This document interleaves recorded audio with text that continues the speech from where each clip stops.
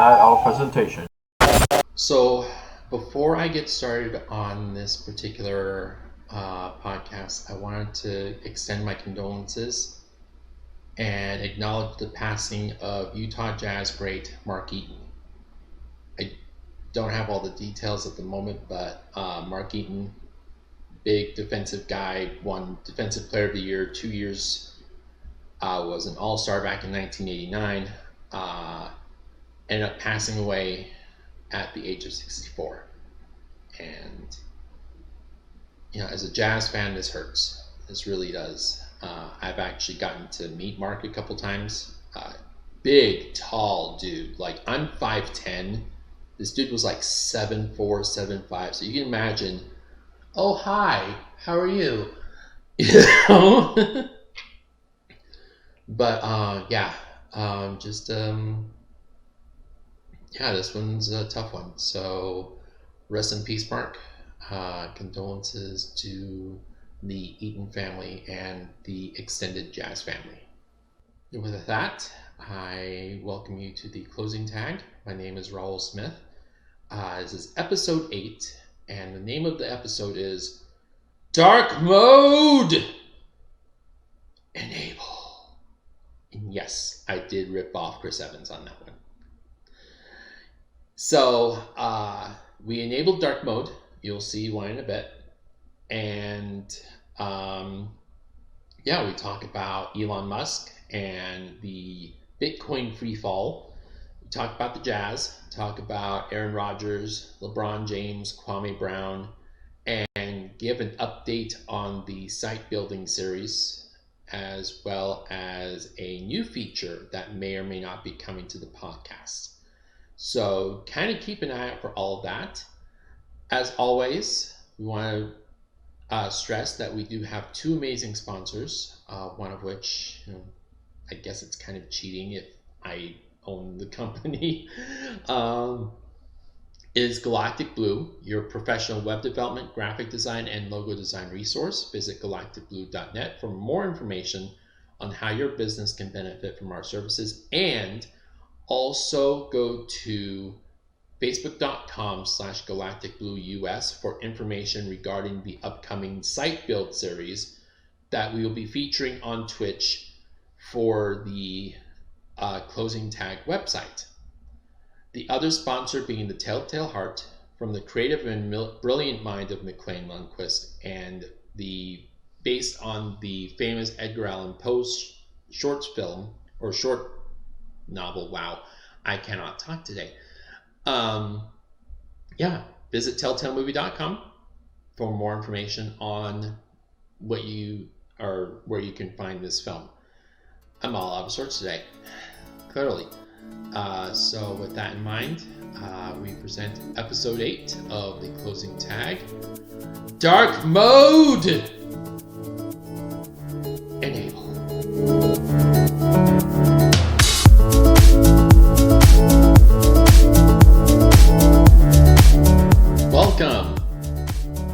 Welcome dark mode dwellers and darksiders. Welcome Tesla owners and crypto connoisseurs alike. Welcome to another edition of the closing tag. Hi, I'm Raul Smith. I am the president, CEO, co-founder, and lead developer for Galactic Blue. And in a lot of ways, I will now be the lead developer for this particular podcast. Also, if you noticed, we are now operating in dark mode, which, let's be honest, is the best mode. I don't care what anybody says. All right, coming in with hot takes. Wow. Anyway, I want to thank everybody for watching and listening to the podcast. We are on most of the major platforms, including Apple Podcasts, Pandora, Spotify, Stitcher, Amazon Music, and much more, as well as on video on Facebook and YouTube. A friendly reminder that each and every episode of this podcast is available in video on our dedicated Facebook page as well as on YouTube. Links for those are in the description. And as always, we have 2 amazing sponsors of the pod. The first, of course, being Galactic Blue, your professional web development, graphic design, and logo design resource.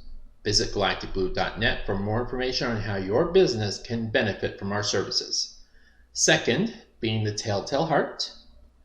Based on the famous Edgar Allan Poe short story and from the creative and brilliant mind of McLean Lundquist, comes the most frightening deep dive into the Sea of Madness. Already racking up multiple awards in the Indian short film circuits. Visit telltalemovie.com for more information on where you can find this film. So just a heads up, not to alert anybody, but this episode is going to be a little bit short because we're going to be backlogging my monthly quota with some heavy hitters later this month, and more info on that towards the end of the pod.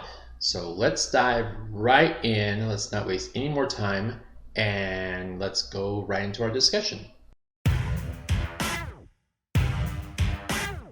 So normally during these technology segments on this podcast, I tend to quickly touch on 4 or 5 different topics that I feel are pertinent. But today, I think I'll touch on one very big topic that is having an extraordinary impact on the tech world: cryptocurrency.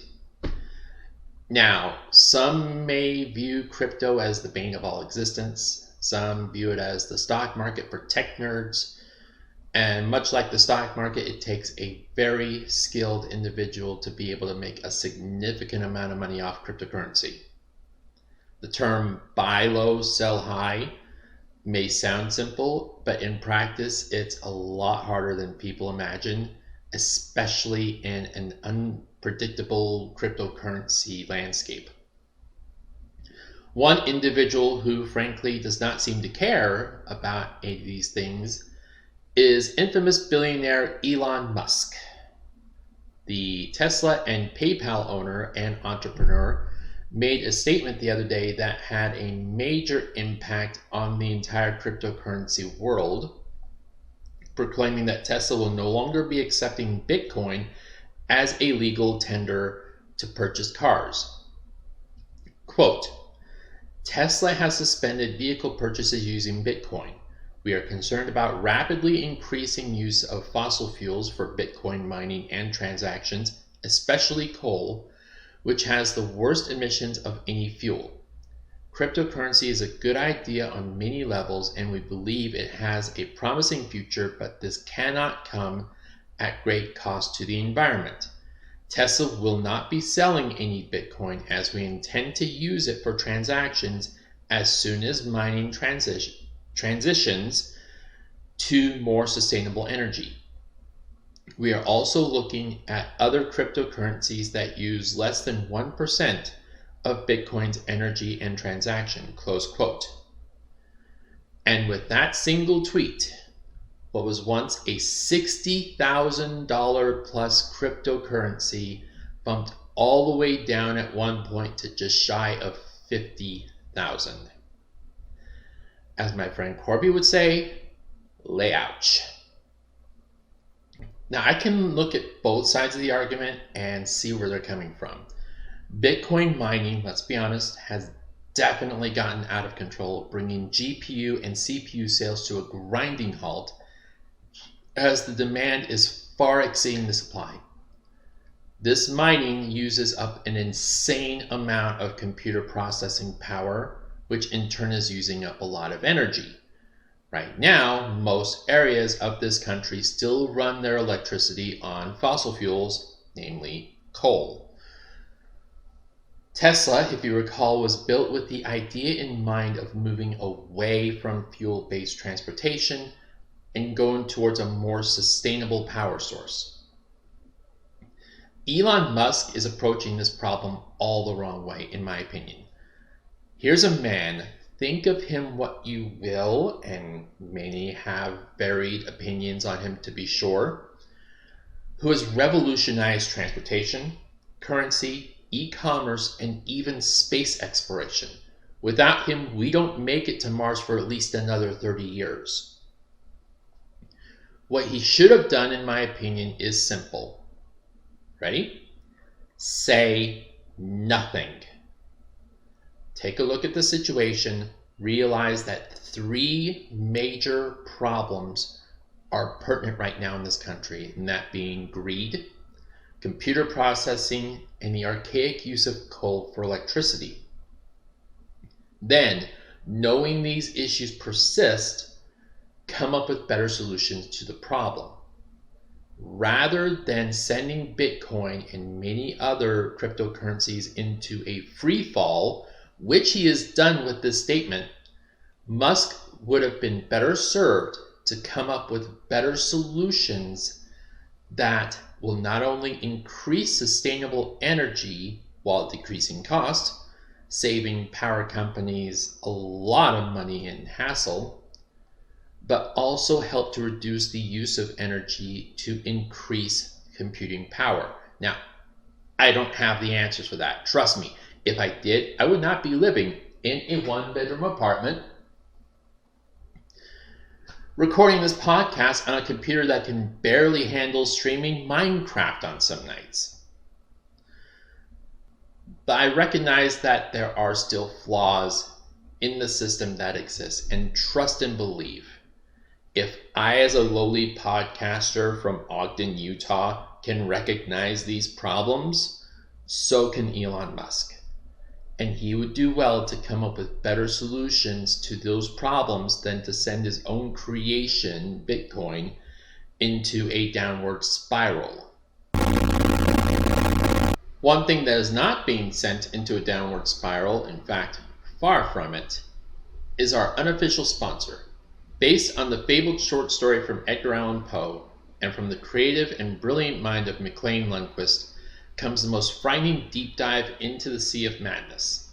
The Telltale Heart has already won multiple awards, including Best Sound Editing and Best Actor in Sonny Grimsley at the Indie Shorts Film Festival, as well as the coveted Diamond Award for Best Short Film at the Minefield Film Festival in Albuquerque, New Mexico. Most recently, The Telltale Heart was even nominated for Best Makeup at the Film Quest Film Festival. Revisit Edgar Allan Poe's short story, as this film brings more than just a classic horror story to a new audience, but also discovers a creative way to explore the groundbreaking psychological thriller. The narrative is enhanced through an unprecedented use of sounds and light, and the characters blend a modern sensibility and anachronistic charm as seen through an unsettling array of time and space, while a shifting setting disorients the unwitting audience. What is seen and what is heard leads the perplexed audience to ask, what is insanity and what truly constitutes reality? TelltaleMovie.com for more information on this brilliantly insane thriller. The closing tag is honored to have them as a sponsor of the podcast. So I know it's been a while since we talked sports on this podcast, but considering we will soon be starting our interview series with one of my favorite sports podcasters, I figure I should probably brush up on a few topics in the sports world. So as I mentioned in a previous episode, I am amazed and pleasantly surprised at how well the Utah Jazz have done this year.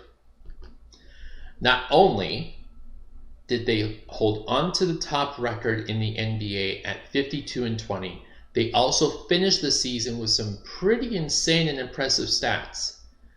They finished the season hitting the most three-point shots in a season in the history of the NBA at 1,205, blowing by the previous record of 1,184 by the 2018 Houston Rockets.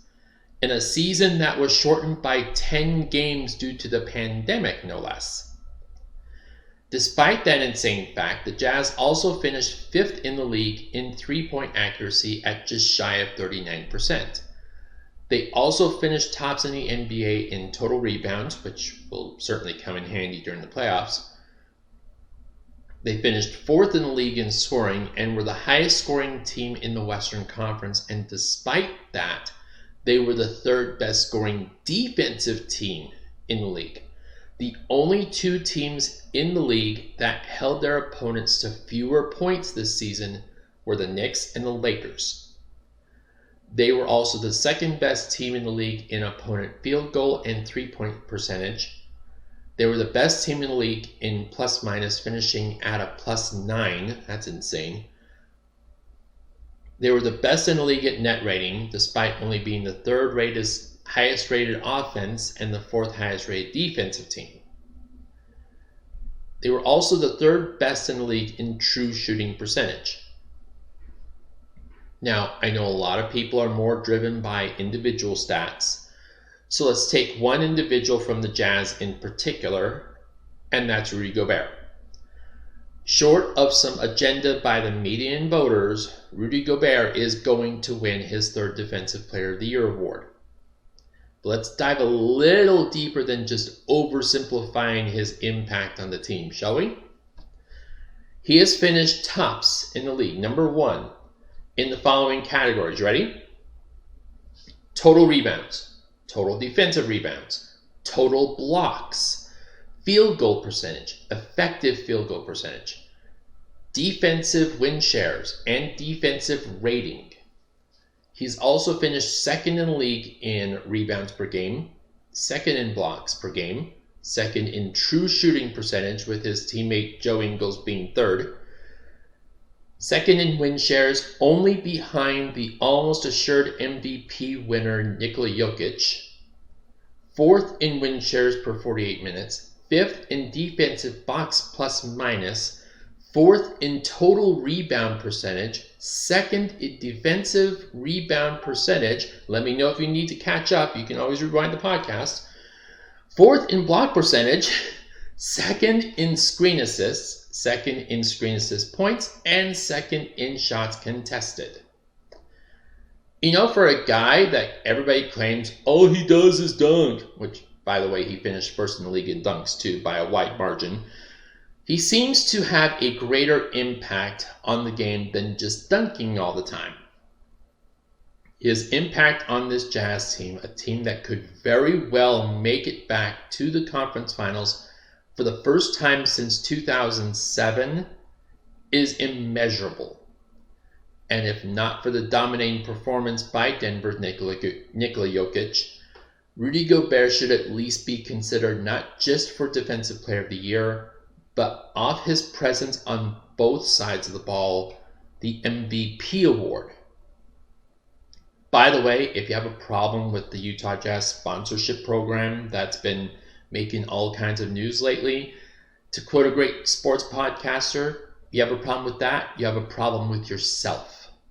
Now, one man who has certainly had more than his share of awards over the years is Lakers' LeBron James. And listen, do not, I repeat, do not mistake me as a LeBron James hater.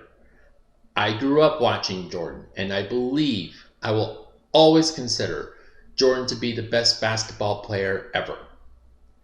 LeBron James deserves to be in that conversation, no doubt. He may just very well be the most freakishly athletic basketball player I've ever seen. And up until a few years ago, he was also the most durable. The insane part of his legacy is that he was able to make the NBA Finals for 10 years in his career. 8 in a row from 2011 to 2018 with 2 different teams. Think about that for a second. One of the most dominating players in league history being in 10 NBA Finals and being the most dominant player on the floor in at least 8 of those finals. That's a remarkable feat that I think we should all cherish and recognize as being the most dominant of this era, hands down.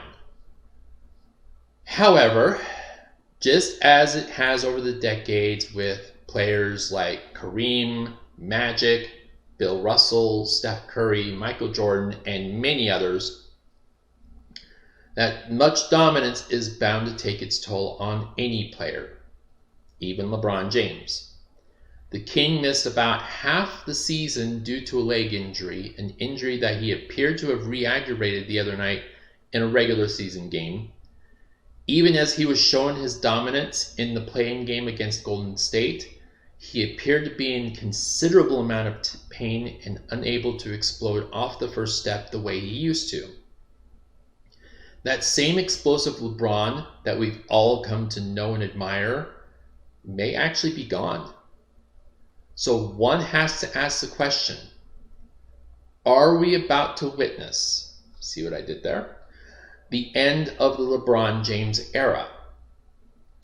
I don't think it's the end of the era just yet.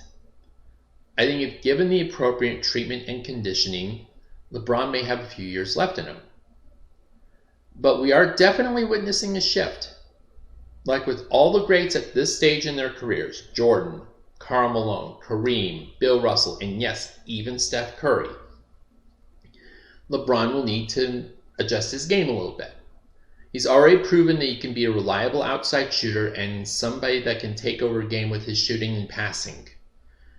He'll need those in order to adjust his game to an aging body that has definitely seen more than its share of battles. Another man that has seen his share of battles, however, in a different arena, is Green Bay Packers quarterback, at least for now, Aaron Rodgers.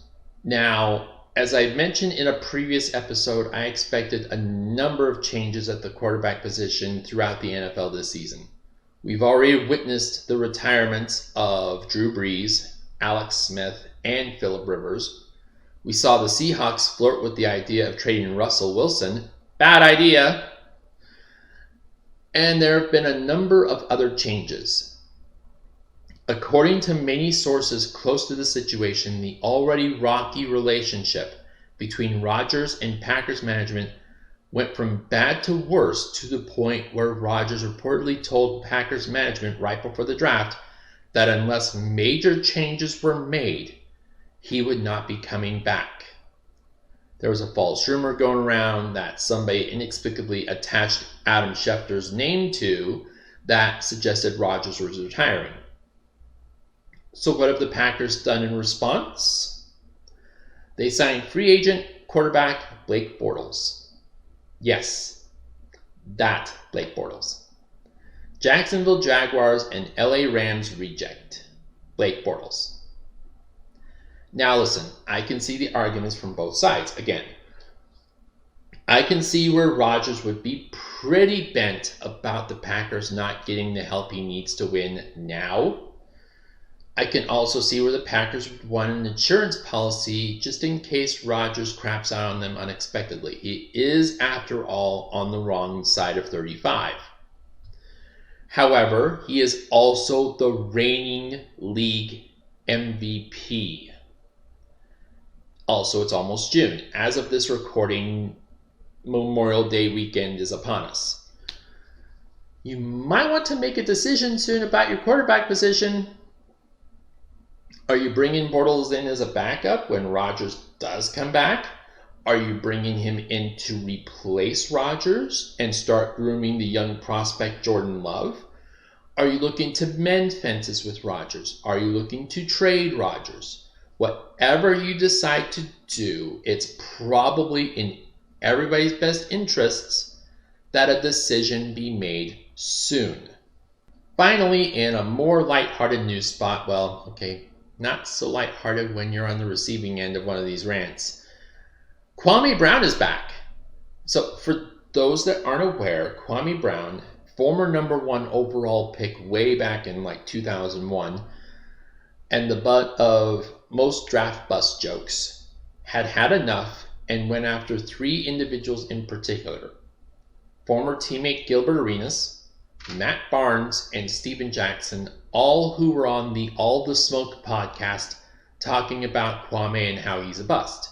Now, I cannot repeat what he said explicitly on this podcast because 1, a lot of it was not family friendly, and 2, I make a point of not using the slang term of a racial slur.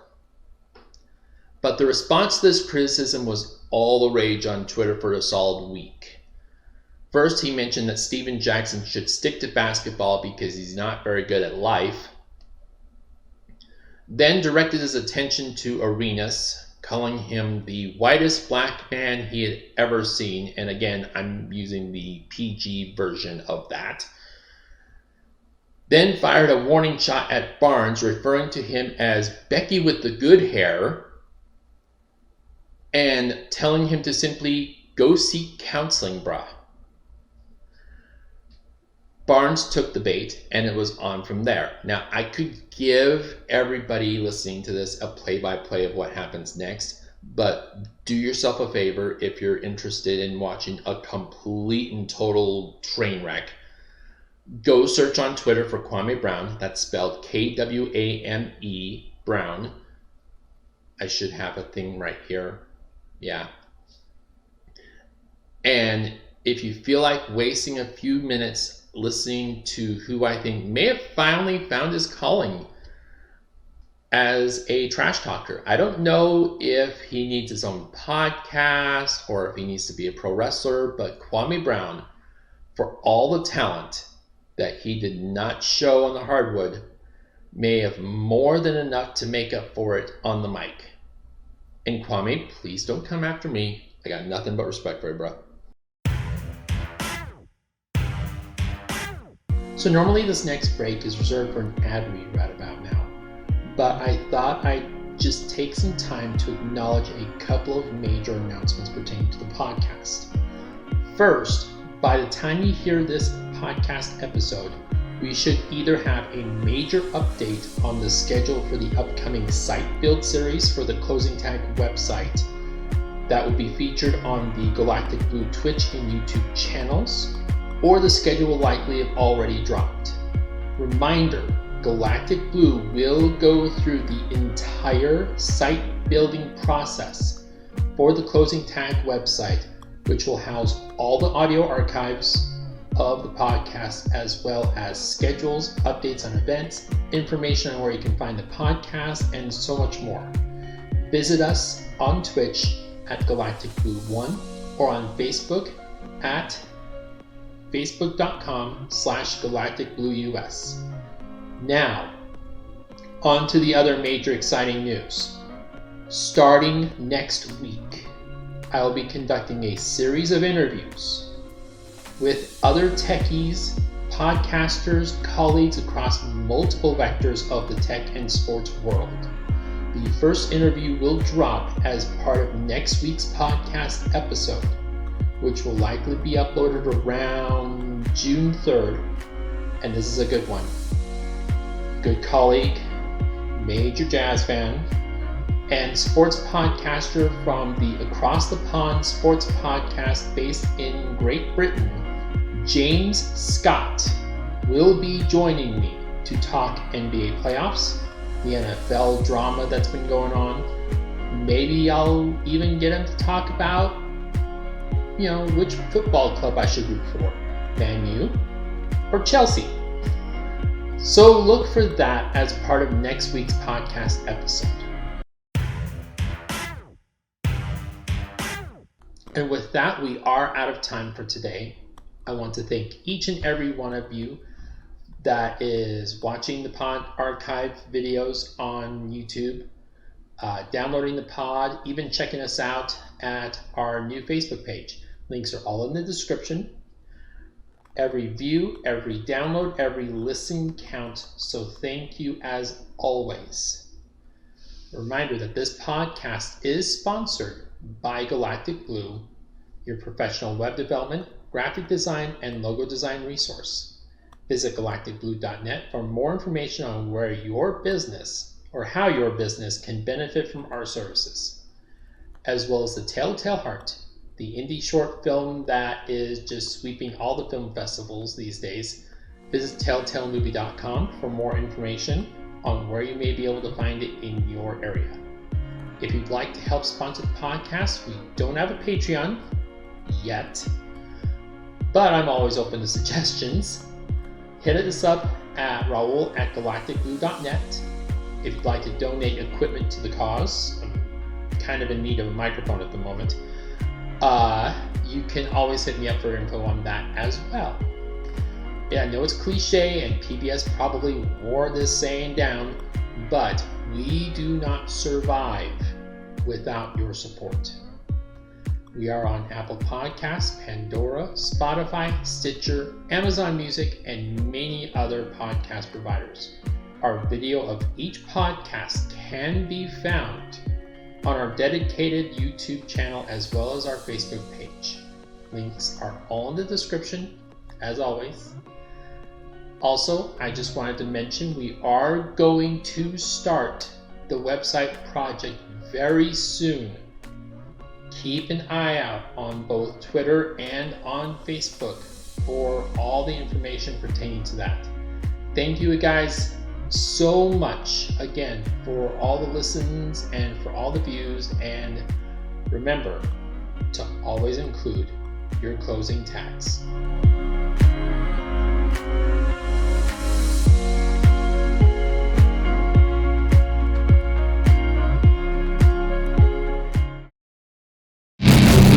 On that, our presentation.